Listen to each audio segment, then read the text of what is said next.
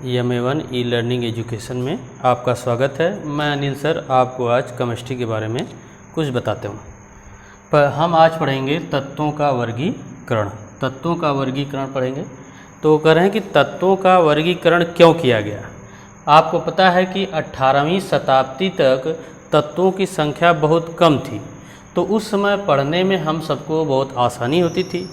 बाद में जैसे जैसे तत्व बढ़ते गए, इनको पढ़ने तथा समझने के लिए सभी लोगों को क्या होगा, परेशानी होने लगी। तो इस कारण इन तत्वों को सुव्यवस्थित, क्रमबद्ध और पढ़ने में आसानी के कारण तत्वों का वर्गीकरण किया गया। तो तत्वों का वर्गीकरण दो रूपों में किया गया, एक इसका प्रारंभिक वर्गीकरण और दूसरे इसी के आधार पर अन्य कई वैज्ञानिकों ने इसका वर्गीकरण किया। तो प्रारंभ में तत्वों का वर्गीकरण किसके आधार पर किया गया? धातुओं और अधातुओं के आधार पर। जब खोज की गई तो उस समय देखा गया कि बहुत सारे तत्व धातुओं की तरह दिख रहे थे और बहुत सारे तत्व अधातुओं की तरह दिख रहे थे। तो धातुओं की तरह मतलब क्या है कि धातुएं में होती हैं जो विद्युत और ऊष्मा की सुचालक होती हैं, और अधातुएं क्या होती हैं जो विद्युत और ऊष्मा की कुचालक होती हैं।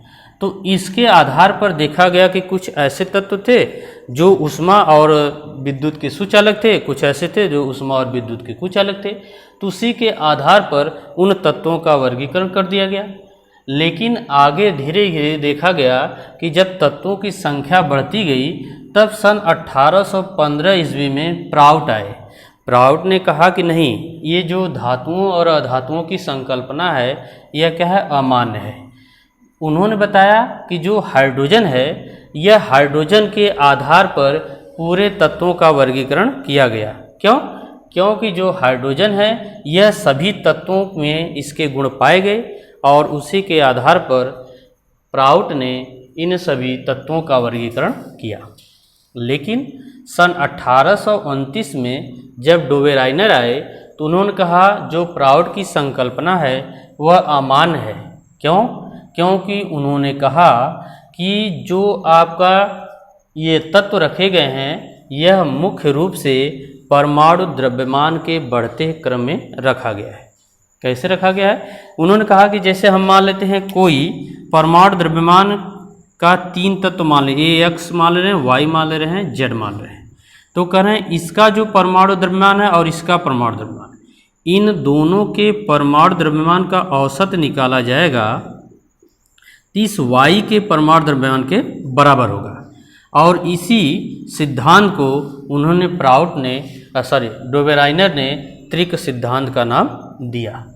लेकिन 1864 में पहली बार न्यूलैंड ने परमाणु भार के आधार पर इन सभी तत्वों के वर्गीकरण का नींव रखी। उन्होंने कहा कि जो 1829 में त्रिक सिद्धांत है वह हम मानते हैं परमाणु द्रव्यमान है, लेकिन उसके आधार पर यह नहीं है। उन्होंने अपनी संकल्पना में बताया कि यह जो आपके परमाणु भार हैं यह तत्वों के एक बढ़ते क्रम में रखे गए हैं, और बढ़ते हुए क्रम में उन्होंने किसके पे रखा? सा, रे, गा, मा, प, ध, नी, सा। कहने में जैसे हम परमाणु भार को बढ़ते हुए क्रम में रखेंगे, फिर उसी के आधार पर यह क्या होगा, सभी तत्व परमाणु भार के बढ़ते हुए क्रम में प्रदर्शित करेंगे। उसी को उन्होंने कहा न्यूलैंड का अष्टक नियम। कहने का मतलब पहले तत्व का जो गुण होगा वही 8वें तत्व का होगा। इस प्रकार उन्होंने इसे संगीत के रूप में इसको प्रदर्शित कर दिया। पहली बार उन्होंने परमाणु भार पर निकाला था।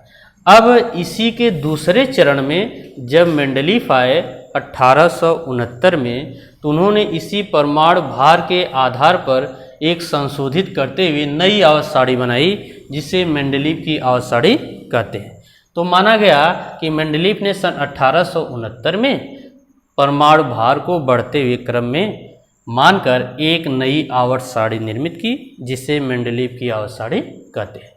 तो इसकी डिफिनेशन ये लिखी जाती है कि तत्वों के भौतिक और रासायनिक गुण उनके परमाणु भारों के आवर्ती फलन होते हैं।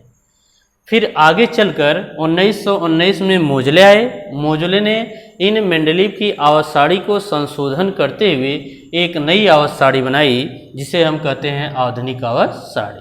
उन्होंने खाली इनमें थोड़ा संशोधन कर दिया। मेंडलीव परमाणु भार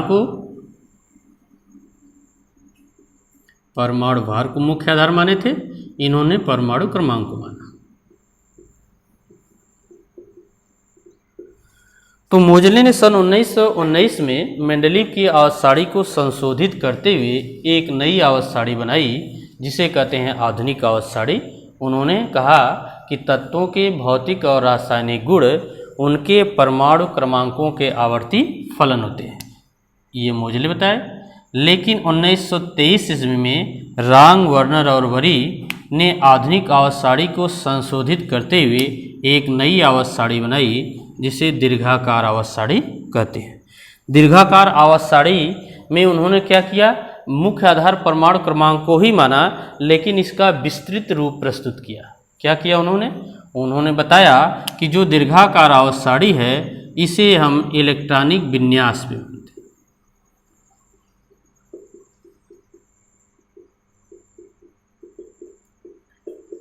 तो 1923 में रांग, वर्नर, वरी ने पूरी आवर्त सारणी को इलेक्ट्रॉनिक विन्यास के आधार पर मानकर एक नई आवर्त सारणी बनाई जिसे दीर्घाकार आवर्त सारणी कहते हैं।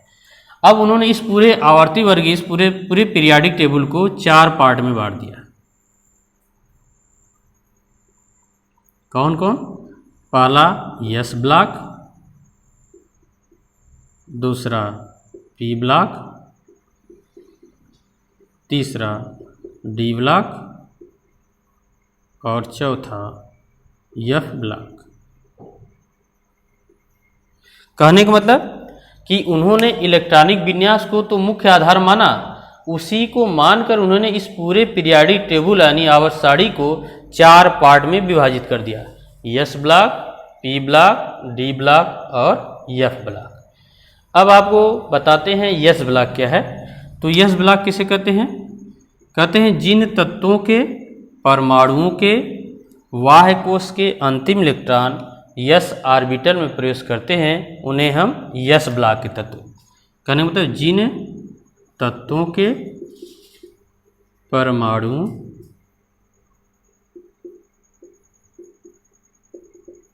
अंतिम इलेक्ट्रॉन एस ऑर्बिटल में, एस ऑर्बिटल मतलब एस उपकोश,